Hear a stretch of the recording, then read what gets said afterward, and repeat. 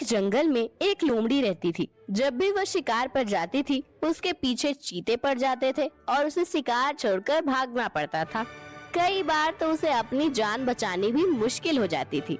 इसी सब से परेशान होकर उसने एक तरकीब सोची। उसने अपने आप को चीता बनाने की सोची, लेकिन यह कैसे हो सकता, इसी सोच में डूबी रहती। एक दिन उसे एक उपाय सूझा। दूर गांव के एक रास्ते पर उसने साइकिल मरम्मत करने वाला देखा और लोमड़ी उसके पास गई और बोली, ए भैया, मेरी पूंछ को काटकर एक रबर की चीते जैसी पूंछ लगा दो, नहीं तो मैं तेरे बच्चों को उठा ले जाऊंगी। साइकिल मरम्मत करने वाला डर के मारे लोमड़ी की पूंछ काटकर रबर की पूंछ लगा देता है। अब लोमड़ी को चीते वाला मुंह चाहिए था। फिर वह एक डॉक्टर के पास जाती है और कहती है, मेरा मुंह चीते जैसा बना दो, नहीं तो मैं तेरे बच्चे को उठा ले जाऊंगी।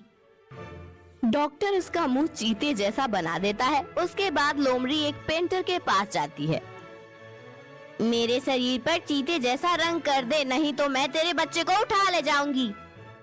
पेंटर उसके शरीर पर चीते जैसे रंग बना देता है। अगले दिन वह चीते के झुंड में पहुंच जाती है। सभी चीते हैरान रह जाते हैं कि यह नया चीता कौन है। अब वह चीते के संग शिकार करती और मजे से चीतों के साथ बैठकर खाती थी। कोई भी उसे पहचान नहीं पा रहा था। इसी तरह कुछ दिन बीत जाते हैं।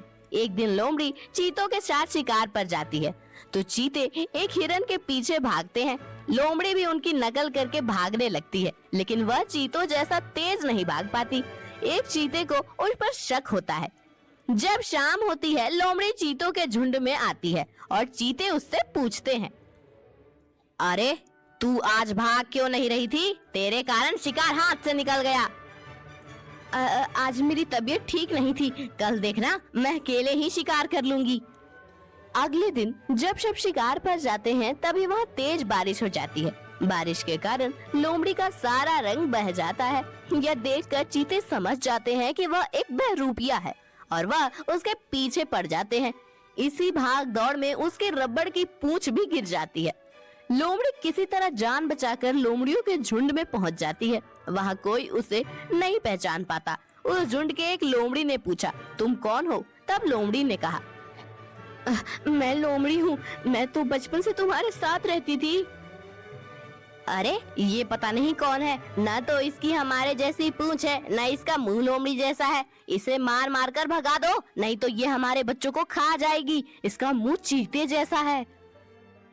यह सुनकर सारी लोमड़ियां उसे मारने दौड़ पड़ती हैं। लोमड़ी किसी तरह जान बचाकर दूर जंगल में पहुंच जाती है और अकेले रहती है। अब वह न तो अपने झुंड की रही, न चीतों के झुंड की। दोस्तों, आपने तो वह कहावत सुनी होगी, न घर का न घाट का। यह कहानी हमें यह सिखाती है, अपने के साथ रहने में ही भलाई है। दूसरों की नकल करने से अपने भी साथ छोड़ देते हैं। अगर यह कहानी अच्छी लगे तो कृपया हमारे चैनल को सब्सक्राइब करें, इस वीडियो को लाइक करें, कमेंट और शेयर करें। Thank you.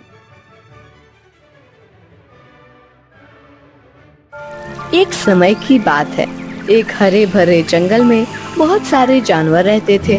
वहाँ एक चालाक लोमड़ी भी रहती थी जिसका नाम था चंचल।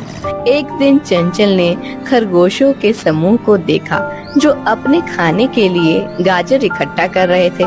चंचल ने सोचा कि क्यों ना वह इनसे गाजर छीन ले।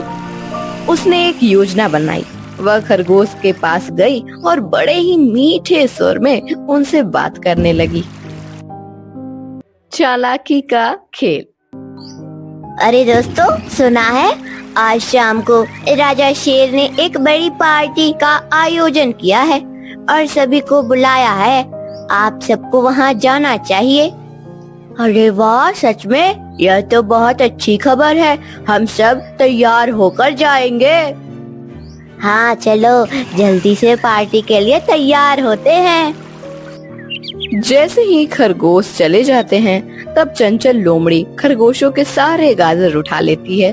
थोड़ी देर बाद जब खरगोश अपने घर वापस लौटते हैं तो देखे, अरे हमारे सारे गाजर कहाँ गए? ओह नहीं, हम धोखा खा गए। चंचल ने हमें बेवकूफ बना दिया। सबक की शुरुआत। शेर महाराज, चंचल लोमड़ी ने हमें धोखा दिया और हमारे सारे गाजर चुरा लिया। यह सही नहीं किया, हमें चंचल को सबक सिखाना होगा। शेर और जंगल के सभी जानवर मिलकर एक योजना बनाते हैं। योजना की तैयारी। सभी जानवरों ध्यान दें, हम एक नई प्रतियोगिता का आयोजन कर रहे हैं। विजेता को बहुत सारा खाना और जंगल का सबसे अच्छा घर मिलेगा। चंचल लोमड़ी सोचने लगी और मन ही मन में बोली, यह प्रतिक्रिया तो मेरे लिए है, मैं अपनी चालाकी से यह जरूर जीतूंगी। प्रतियोगिता का दिन। प्रतियोगिता के दिन राजा शेर ने जंगल के सभी जानवरों से अपनी चुनौतियां बताई। पहली चुनौती यह है कि आप सभी को पेड़ से गिरे हुए फलों को इकट्ठा करना होगा। यह तो बहुत आसान है। जब लोमड़ी फलों को इकट्ठा करने लगी तो वहाँ पे पहले से ही नकली फल रखे गए थे। अरे यह क्या हो रहा है? ये सारे फल तो टूट रहे हैं। चंचल पहली चुनौती हार जाती है और बहुत दुखी होती है। तभी राजा शेर दूसरी चुनौती का ऐलान करता है। अब दूसरी चुनौती यह है कि आप सबको नदी पार करनी होगी। नदी की एक तरफ छोटे छोटे पत्थर थे जहाँ चंचल लोमड़ी खड़ी थी और दूसरी तरफ जंगल के अन्य जानवर खड़े थे। चंचल जैसे ही पत्थर को देखी तो बहुत खुश हुई और मन ही मन में बोली, अरे नदी में तो पत्थर ही पत्थर है, मैं आसानी से दौड़कर नदी पार कर लूंगी। बेचारी चंचल को पता भी नहीं था कि राजा शेर का कुछ और ही प्लान था और उसे सबक सिखाना था। वह जैसे ही थोड़ी आगे बढ़ी और पहले पत्थर पर पांव रखते ही पानी में डूब गई, फिर ऊपर आई और दूसरे पत्थर पर पांव रखते ही फिर से डूब गई। अरे ये मेरे साथ क्या हो रहा है? मैं न ठीक से दौड़ पा रही हूँ न तैर पा रही हूँ।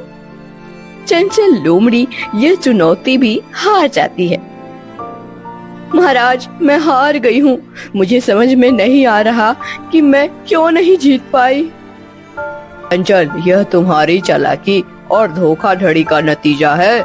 तुम हमेशा दूसरे जानवरों को मूर्ख बनाकर अपना काम निकलाती हो। अब तुम मूर्ख बन गई हो। नदी में सारे पत्थर नकली थे। हमें तुम्हें एक सबक सिखाना था। अब तुम्हें समझना होगा कि ईमानदारी और मेहनत से ही सफलता मिलती है, न कि चालाकी से। मुझे अपनी गलती का एहसास हो गया है महाराज। मैं सभी से माफी मांगती हूँ और वादा करती हूँ कि अब से मैं ईमानदारी से रहूंगी और किसी को धोखा नहीं दूंगी। हम तुम्हें माफ करते हैं चंचल। उम्मीद है कि तुमने अपनी गलती से सबक लिया है। नई शुरुआत। क्या मैं आपकी मदद कर सकती हूँ? धन्यवाद चंचल, अच्छा लगा कि तुम अब बहुत बदल गई हो। चंचल, हमें तुम पर गर्व है। अब तुम सभी के लिए एक अच्छी दोस्त बन गई हो। इस प्रकार चंचल ने सीखा कि सच्ची खुशी और सफलता ईमानदारी, मेहनत और दया से ही मिलती है। इस कहानी से हमें यह सीख मिलती है कि चालाकी और धोखाधड़ी से कुछ समय के लिए तो सफलता मिल सकती है, लेकिन सच्ची और अस्थायी सफलता केवल ईमानदारी और मेहनत से ही प्राप्त होती है।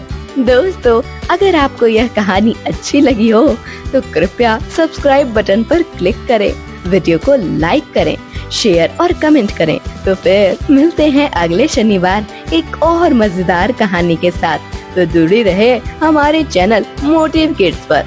तब तक के लिए take care, goodbye, thank you.